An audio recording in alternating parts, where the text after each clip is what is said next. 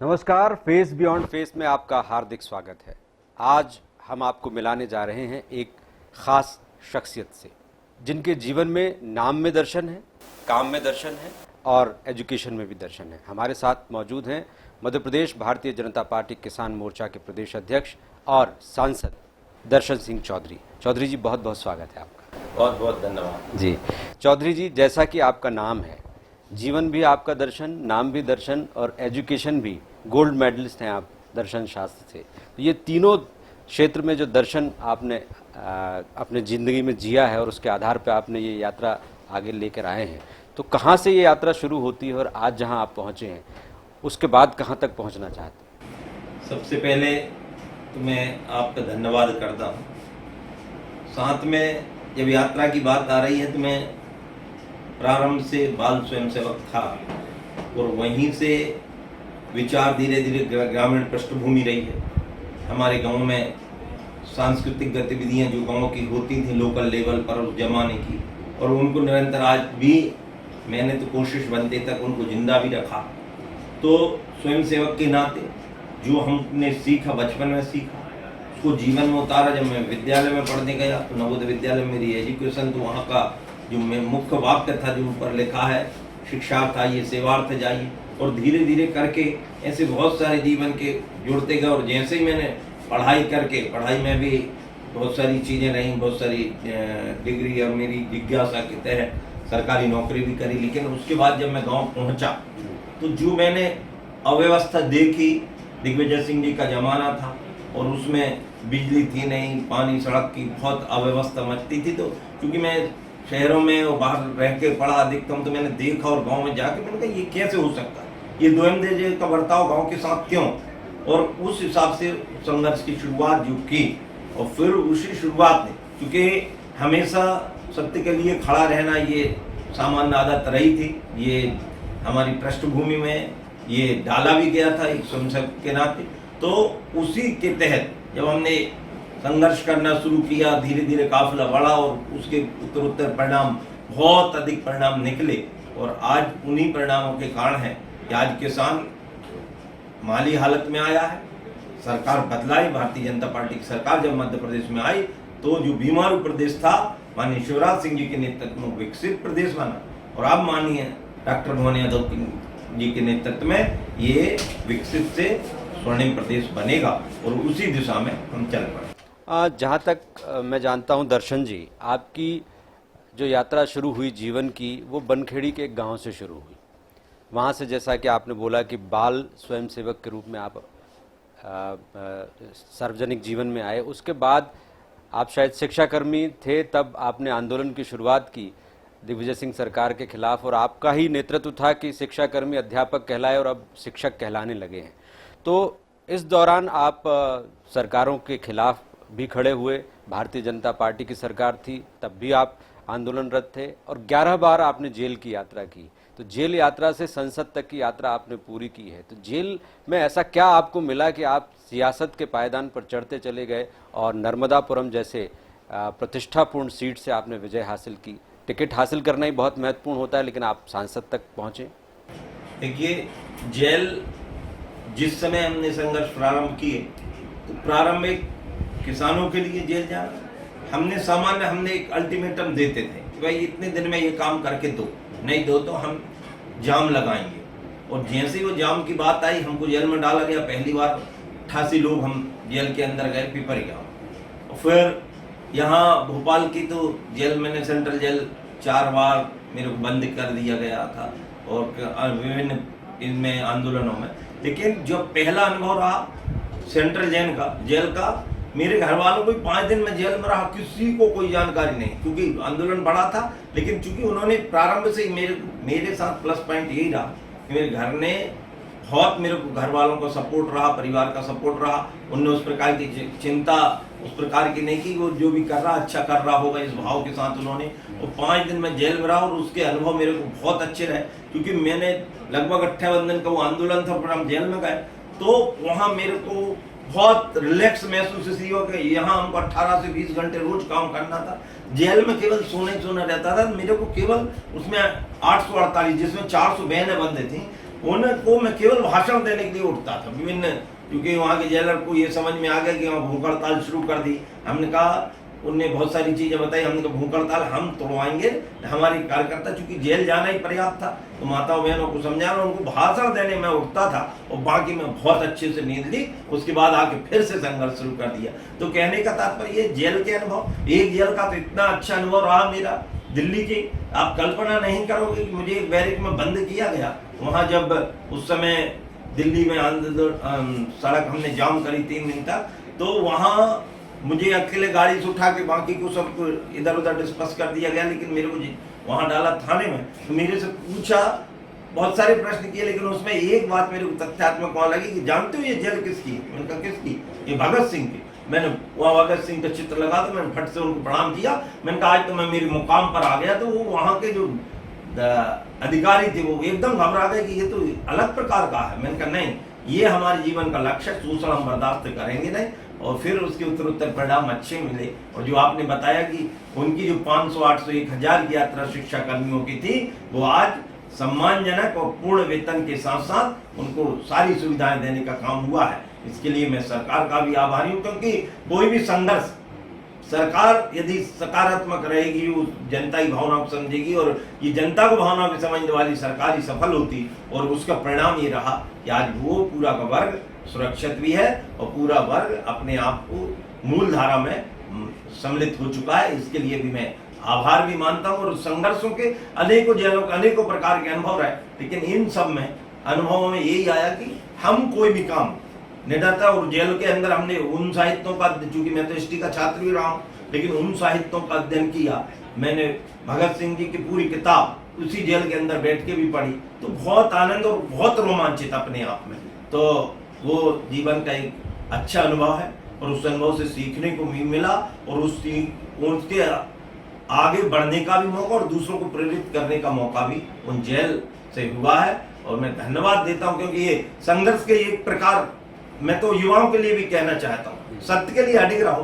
कभी कभी हम छोटे समझौता कर लेते हैं, छोटे समझौते की जरूरत नहीं है। आप जिस बात को है, जिस बात के लिए प्रतिबद्ध हो, आप किसानों के लिए प्रतिबद्ध हो तो उसके लिए प्रतिबद्ध रहो, आप कर्मचारियों के लिए प्रतिबद्ध हो उसके लिए प्रतिबद्ध रहो, आप भारत माता के लिए तो सबको प्रतिबद्ध होना ही चाहिए। तो जो काम हमारा ईमानदारी से आप करते जाओ, ईश्वर आपके साथ खड़ा हो जाता है। और हमारी सांस्कृतिक पार्टी है, ये तो अपने आप सहयोग करना। बिल्कुल, आपकी जो जीवन यात्रा है बहुत प्रेरणादायक और रोचक भी है। अभी मैं पढ़ रहा था तो उसमें लिखा हुआ था कि 5 विषयों से आपने एमए किया, गोल्ड मेडलिस्ट भी हैं आप दर्शन शास्त्र से। तो ये यात्रा में एजुकेशन में जो आपका रुझान और झुकाव रहा, ये अचानक कैसे आया, और क्या वाकई आपने 5 विषयों से एमए किया? वाकई का तो क्या किया ही है, और 5वां नहीं 6वां भी मैं कर रहा था। अच्छा। और 6वां करते करते उसी समय मेरे को एक आंदोलन में जेल जाना पड़ा, एंथ्रोपोलॉजी से वाला था। तो 6वां मेरा इस कारण नहीं हो पाया क्योंकि जेल में मैं चला गया था, तो मैंने पेपर उस साल से देने बंद कर दिए। नहीं तो मेरी तो पढ़ने में जब भी और आज भी मेरी रुचि है। और पढ़ाई, क्योंकि मैं जिस संस्था से मेरा 5th तक का तो गांव में एजुकेशन हुआ, मेरे को तो मैं धन्यवाद देता हूँ। मैं इसलिए अपने पूर्वजों को, अपने परिवार को इसलिए धन्यवाद देता हूँ, कक्षा 2 में मुझे रामायण और महाभारत की सारी कहानी, और रामायण में इतने फॉरवर्ड तरीके से कक्षा 2 में पढ़ता था जो आजकल के बच्चे 10वीं वाले भी नहीं पढ़ पाते। ये गांव में ही इतनी पढ़ाई, अंग्रेजी जरूर हमने 6 से पढ़ी थी, बाद में तो मीडियम में हमारा इंग्लिश था, तो वो विषय अलग है। लेकिन ये जो पढ़ाई में रुचि, और फिर दर्शन शास्त्र जब मैंने लिया तो उसके बहुत अंदर तक, क्योंकि मैंने उस समय किताब ढूंढने स्वयं गया था। आप कल्पना नहीं करोगे, वो जमाना अलग था कि ये इस प्रकार की नेट की व्यवस्था नहीं थी। मैं स्वयं काशी उस समय किताब लेने गया, क्योंकि सब T20 से पढ़ती थी, मैंने T20 से पढ़ना ही पसंद नहीं किया। तो विषय सब्जेक्ट के अंदर तक घुसना, उसमें जाना, तो उस समय आध्यात्मिकता से जुड़ना, तो ये सब रुचि के विषय थे। मैंने हिस्ट्री लिया, वो मेरी रुचि का विषय, इंग्लिश रुचि का विषय, सोशलॉजी रुचि का विषय, इकोनॉमिक्स रुचि का विषय, दर्शन शास्त्र तो मेरा राम दर्शन। और फिर उसको जब मैंने अध्ययन किया तो उनमें अलग अलग दर्शन देखने में, समझने में, जानने में आए। और सर्वश्रेष्ठ यदि मुझे सनातनता में कुछ लगा तो वो आदि गुरु शंकराचार्य का जो उत्तर मीमांसा और पूर्व मीमांसा की जो दर्शन हुए, उनको पढ़कर मैंने उसको समझने की कोशिश की, और दर्शन, भारतीय दर्शन को जीना चाहिए, जो जीने लगता है उसको समझ अपने आप आ जाता है, ये मैं मानता हूँ। दर्शन जी, मुझे वो दौर याद है 2012, शायद चुनाव से ठीक 1 साल पहले का दौर था, और पूरा भोपाल किसानों से पटा हुआ था। हर रोड पर किसान बैठे हुए थे, बाटियां, दाल बाटियां बन रही थी, ट्रॉलियां लगी हुई थी, पूरा शहर जाम हो गया और उसमें आपकी बहुत महत्वपूर्ण भूमिका थी। शासन को पता नहीं चला और पूरे प्रदेश भर से इतने किसान यहाँ पर आ गए। वो आंदोलन मुझे लगता है कि मध्य प्रदेश के इतिहास का सबसे बड़ा आंदोलन कहा जा सकता है, और सबसे ऐसा रणनीतिक आंदोलन की जिसकी सूचना सरकार के किसी तंत्र को न लगे और रातों रात लाखों की तादाद में किसान पहुंच जाएं। ये आंदोलन कैसे जहन में आया और इससे क्या मिला किसानों को, क्योंकि वहीं से आपकी शायद सियासत की यात्रा शुरू होती है। देखिए, आंदोलनों के हम छोटे छोटे स्वरूप वर्षों से करते आ रहे हैं। मैं तो जब से हुआ, मतलब इस क्षेत्र में आया, स्कूलिंग में भी आंदोलन हुए, कि जब किसान संघ से जुड़ा तो एक सोच के साथ हमारी रहती। हमने देखा कि एक छोटा सा अधिकारी भी हमारे बड़े से बड़े पदाधिकारी से अच्छे से बात नहीं करता था, तो उस समय मन में एक पीड़ा हुई। और फिर जब हमने संगठनात्मक विचार किया, कई हमारी बैठकों की दौर चले, तो विचार आया कि हमको घेरना है। तो पहले ये तिथि हमारी 14 तारीख हमने दी थी, लेकिन मैंने पंडित जी से पूछा, 14 तारीख दिसंबर में शादियां थी, तो फिर 15 तारीख को आखिरी शादी थी, हमने 20 तारीख उसको कुछ दिन बाद की। पूरा आंदोलन नियोजित ढंग से। और उसी साल मेरी माताजी गंभीर रूप से बीमार थी, बाद में वो चली गई, लेकिन मैं कह के गई, मैंने उनसे पूछा कि बेटा तेरे मन में जो लगा, तेरा आंदोलन तो सफल होगा, करके जाएंगे, मैं डिस्टर्ब नहीं करूंगी। और वो जग गए।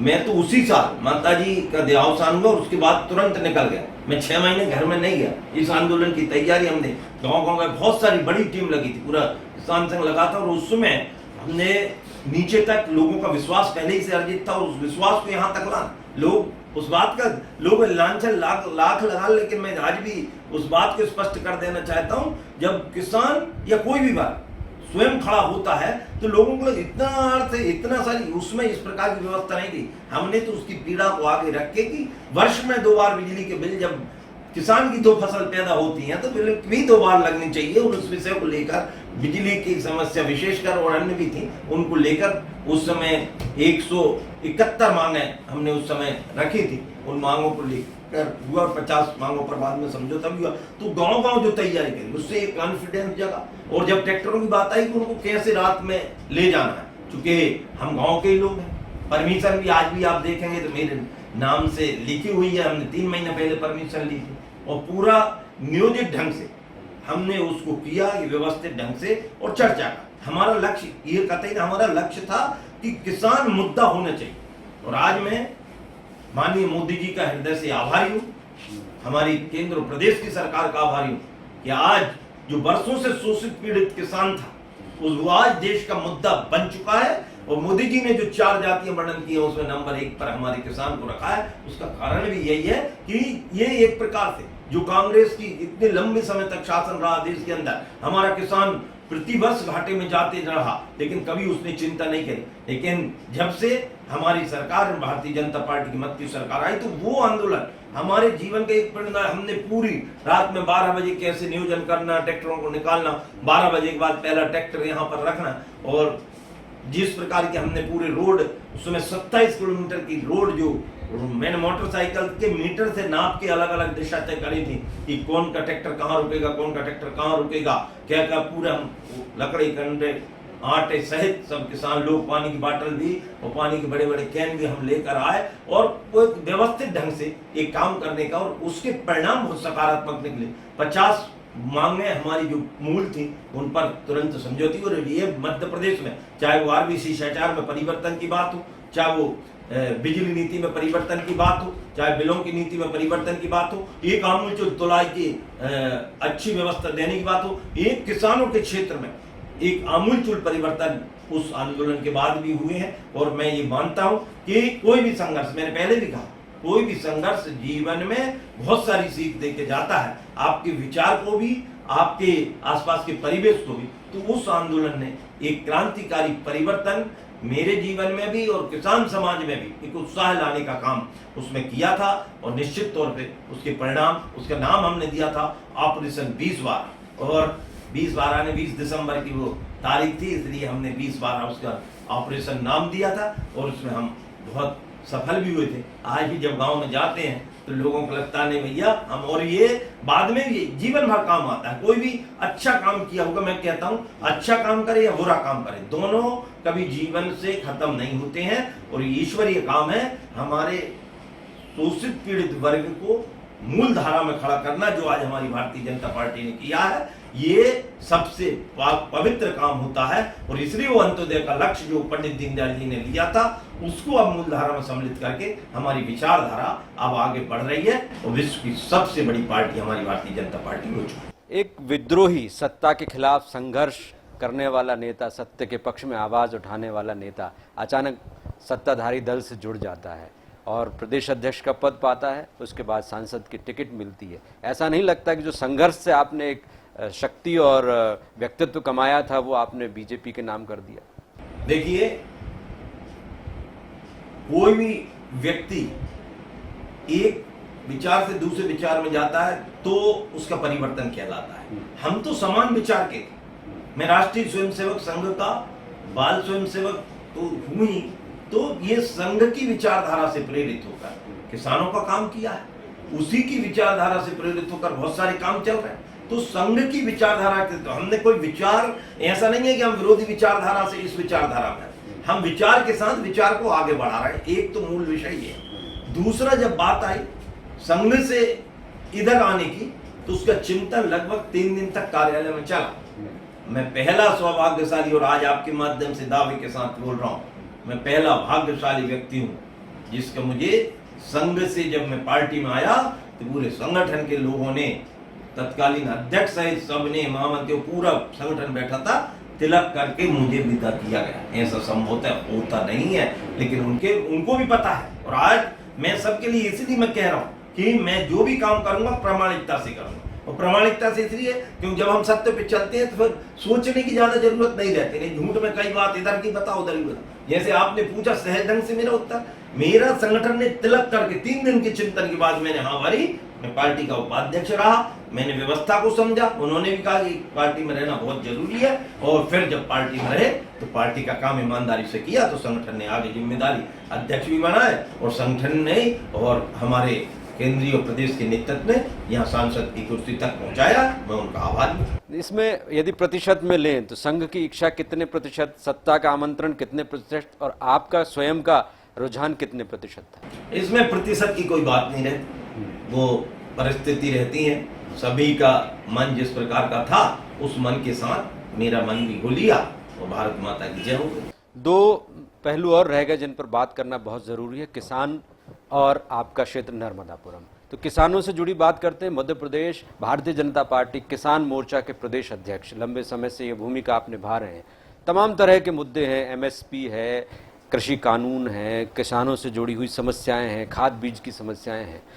आप जब किसान नेता के तौर पर, किसानों के प्रतिनिधि के तौर पर संघर्ष करते हैं तब दृष्टि कुछ और होती है, और एक सत्ताधारी दल के किसान मोर्चा के प्रदेश अध्यक्ष के रूप में जब बात रखते हैं तो दृष्टि कुछ और होती है। लेकिन वास्तव में सच्चाई क्या है, और क्या किसानों की समस्या सॉल्व हो गई? उनकी आय दुगने करने का जो लक्ष्य था वो पूरा हो गया? किसानों को उत्कृष्ट रूप में मध्य प्रदेश ही नहीं पूरे विश्व में मध्य प्रदेश की किसानी को लेकर जाने का जो लक्ष्य रखा गया था, भारतीय जनता पार्टी ने जो दृष्टि पत्र में जो बातें कही थी, कहाँ तक पहुंचे हैं, कहाँ कमी रह गई? देखिए, जब से किसान मोर्चा का अध्यक्ष के नाते मैं, मेरी पूरी टीम सबको काम में लगाने का प्रयास किया। लाखों किलोमीटर, 5 लाख किलोमीटर से ऊपर की यात्रा मेरे सांसद बनने के पहले तक, ये केवल मैंने किसान मोर्चा के लिए इतनी यात्राएं मैंने अकेले नोट, जब मेरी टीम की यात्राएं मानेंगे तो पूरी लाखों किलोमीटर की यात्रा, जागरण के अभियान, विचार को आगे बढ़ाने के अभियान, जो मोदी जी ने संकल्प दिया किसान की आय को दोगुना करेंगे, तो उसको दोगुना करने का प्रकार उन्होंने स्पष्ट करके और नीचे नीतियों में इम्प्लीमेंटेशन करने का काम किया। किसान की लागत कम हो, उसका उत्पादन बढ़े, उसको मूल्य की गारंटी हो, और जब कोई आपदा आ जाए, जैसे अभी ये आपदा आई, तो उस समय हमारी सरकार किसान के साथ खड़ी रहे। इन मुद्दों को लेकर जब सरकार ने काम किया तो आज कॉन्फिडेंटली मैं कह सकता हूं, चाहे वो प्राकृतिक खेती की बात, हमने अभियान चला तो 75,000 नए कृषि, जो प्राकृतिक कृषि करने वाले लोग थे, उनको समाज के बीच में खड़ा करने का प्रयास किया और हम सफल भी। ऐसे ही जब हमने जो भी अभियान हाथ में लिया जागृति का, अभी भी हमारी विकसित कृषि ये अभियान जो चल रहा है, 29 तारीख से कल मैं दी एक उद्घाटन के कार्यक्रम हो गया था देश के, उसमें नीचे तक विचार। अभी क्या होता था इसके पहले की सरकारों में कि कर्मचारी अलग, वैज्ञानिक अलग और किसान अलग, अब ये सब एक दूसरे के पूरक, विज्ञान और किसान, इसलिए लैब टू लैंड ये लाने का काम हमारी सरकार ने उसमें भी किया। जो जो मुद्दे हम नीचे, पहले एक ज्ञापन हम कलेक्टर को देने के लिए कई दिन हमको संघर्ष करना पड़ता था, अब कलेक्टर हमारी बैठक में रहता, निचले स्तर पर मुख्यमंत्री जी तक पहुंचने में आसानी हो जाती। तो वही की वही मूल बात है जो हम महीनों आंदोलन करके वहां तक पहुंचाने में सफल हुआ करते थे, अब हम एक दिन में ही उन बातों को, सही बातों को सही पटल पर ले जाने का ये सरकार का सबसे बड़ा लाभ होता है। और उन विषयों को लेकर मैं दावा करता हूं कि आज किसान जिस हालत में पहले था, अब उसमें नहीं, अब धीरे धीरे उसकी समृद्धि हो रही, आय में भी वृद्धि हो रही। अब तो ऐसे भी मेरे बच्चे, ऐसे किसानों को उदाहरण दे सकता हूं जो IIT करके भी खेत की ओर लौट रहे, क्योंकि किसानी अब लाभ की ओर जा रहे। और यही जो मोदी जी ने लक्ष्य लिया था, उसको, उसमें विविधीकरण की बात आई हो। मध्य प्रदेश की GDP जब हम देखते हैं तो अन्य प्रदेशों की तुलना में हमारी, हमको 7 कृषि करुणा अवार्ड वैसे ही नहीं मिले। इसका एक पर्याप्त कारण है सिंचाई की व्यवस्था 7.5 लाख हेक्टेयर से आज 55 लाख हेक्टेयर तक और आगे 100 लाख हेक्टेयर तक हम उसको करने वाले हैं। जब हम GDP में हिस्सेदारी देखते हैं खेती किसानी, तो एक समय में हमारी तो 19% से लेकर 23% तक की GDP में हिस्सेदारी, जहां 0.23 इस प्रकार की GDP में हिस्सेदारी कांग्रेस के जमाने में होती थी, खेती किसानी बिल्कुल नगण्य हुआ करती थी, उसको लाने का काम किया। पर कैपिटा इनकम यदि हम बात करें तो 11,000 रुपए पर कैपिटा इनकम थी, जो 1,52,000 अब किसान की और गांव की पर कैपिटा इनकम हो गई है। यदि इस मान से भी हम देखें तो दिन प्रतिदिन अब किसान की आय में वृद्धि हो रही, गांव का स्ट्रक्चर बदला गया। प्रधानमंत्री सड़क योजना जब पहली बार माननीय अटल बिहारी वाजपेयी जी ने बात कही तो लोगों को दिवा स्वप्न, दिन में स्वप्न जैसे देखना था, लेकिन अब खेत तक सड़क ले जाने की बात न केवल सरकार ने कही है, उसको इम्प्लीमेंटेशन भी उसका किया जा रहा है। यहां तक उसको भी छोड़े तो जब किसान क्रेडिट कार्ड आए तो ये लायक कौन, ये उसी सोच वाला जो अंत्योदय का सिद्धांत जिसने सोचा, पंडित दीनदयाल जी ने, उस सिद्धांत को जब स्वयंसेवक वहां बैठता है, चाहे वो दिल्ली की कुर्सी पर बैठे चाहे भोपाल की कुर्सी पर बैठे, जब स्वयंसेवक वहां बैठता है तो उसको नीचे की बातें सब पता रहती हैं। और जब उन्होंने किसान क्रेडिट कार्ड जारी किए, क्योंकि वो एक साहूकार पूरे गांव में कर्जे में दबा रहता था, आज उस फंदे से बाहर निकालने का काम किया।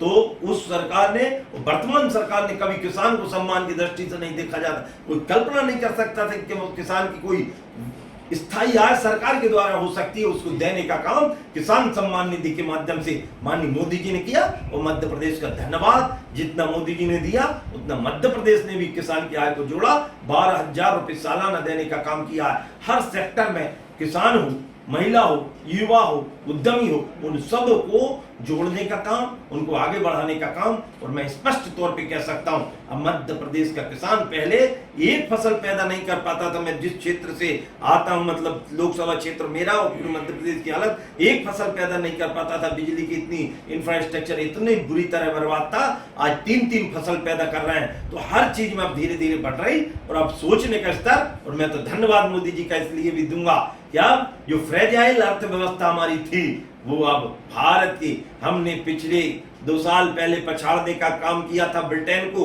हम 5वें से 4थे नंबर की अर्थव्यवस्था पर आए थे, अब हमने जापान को पछाड़ के 4थे नंबर की अर्थव्यवस्था पे आए। पहले 5वें पे थे, अब 4थे पर आ गए हैं। आगामी 3 सालों में हम 3रे पर भी आएंगे और 2047 में जो मोदी जी ने संकल्प लिया है विकसित भारत का, आगे विश्व का नेतृत्व हमारा भारत 2047 में करेगा। और ये विकास, विकसित भारत का रास्ता गांव के खेत से निकलकर दिल्ली के भवन तक और अंतर्राष्ट्रीय स्तर तक पहुंचे। जी दर्शन जी, आपका तोड़ नहीं है, किसानों से जुड़े मुद्दे पे आपसे क्या बहस की जाए, लेकिन जब नर्मदापुरम संसदीय क्षेत्र की बात करते हैं, विविधता से भरा हुआ क्षेत्र है, संसाधनों में अपने आप में अव्वल है और खेती किसानी में तो उसका कोई तोड़ नहीं है, ऐसे क्षेत्र का प्रतिनिधित्व करने वाले आप सांसद हैं। 2 ऐसे बड़े काम जो आप कर चुके हैं और 2 ऐसे बड़े काम जो आप करने वाले हैं। अभी जब से मैं लोकसभा में आया, मैं धन्यवाद देना चाहता हूँ हमारे लोकसभा अध्यक्ष जी को, हमारे सचेतक महोदय को और माननीय मोदी जी को, कि पहली बार का सांसद होने के बाद उस व्यवस्था को समझते हुए मेरे को बिलों पर भी बुलवाया गया, इसके लिए धन्यवाद। अभी तक मेरे, आप तो ये रिकॉर्ड सीधा रहता, अब तो इससे छुपने वाली बात होती नहीं। 26 प्रश्न मेरे 54 आ चुके हैं। 26 बार प्रत्यक्ष में लोकसभा में वक्तव्य दे चुका हूँ। ये छोटी बात नहीं है, ये पार्टी का आशीर्वाद, उसके बिना एक शब्द कोई लोकसभा में बोल नहीं सकता। और उन मुद्दों को जहां जहां उठाया, तो उन मुद्दों को जहां तक बात आई नई रेलवे लाइन की, तो मैंने मांग करी, उस पर प्रारंभिक सफलता मिली कि डीपीआर भी बन गई है, काम उसमें भी बढ़ रहा है। तो एक नई रेल लाइन हमारे यहाँ स्वीकृत हो रही, इंदौर से लेकर जो गाडरवारा जुड़ेगी। दूसरी रेल लाइन चूंकि मैं तेंदुआ से जोड़ने का इच्छुक था, तो सागर से लेकर उसमें हमने अन्य हमारे सांसद सदस्यों को भी लेकर माननीय रेल मंत्री जी से चर्चा करी, उसकी डीपीआर तैयार हो गई। मैंने एक मांग ऊंचे चौड़ा पर चढ़ा, तो मैंने मांग करी थी वहां जाकर। मैं धन्यवाद देता हूँ माननीय गडकरी जी का। 400 करोड़ का प्रोजेक्ट पहली बार, और हमारी पचमढ़ी के लिए सैंक्शन हो गया। अभी हमारी मंत्री परिषद की बैठक भी आ गई, हमारा प्रशिक्षण भी होने बोला। 400 करोड़ का प्रोजेक्ट वहां पर सैंक्शन हो गया। इसके अलावा जो मेरी व्यक्तिगत इच्छा आगामी समय के लिए, और लगातार अन्य क्षेत्रों में खेती किसानों से जुड़े ऐसे मुद्दे, चाहे वो गौ माता का हो, चाहे वो नर्मदा मैया का हो, मैं नर्मदा मैया की जैसे अपनी शपथ शुरू करी थी, और मुझे आज गर्व महसूस हो रहा है कि 500 करोड़ रुपए की राशि उसके संरक्षण और संवर्धन के लिए केंद्र के बजट में भी जारी हुई। और ऐसे इन सब कामों को करते हुए, और आगामी समय में चाहे वो 4 लाइन रोड की बात, चूंकि पूरा हमारा क्षेत्र जो है तिमरनी के बाद से लेकर सिमनी मालवा से शुरू होता है, तो सिमनी मालवा, नर्मदापुरम, माखन नगर से लेकर सोहागपुर, हमारा पिपरिया, साले चौका और करेली तक, गाडरवारा करेली तक, ये मार्ग यदि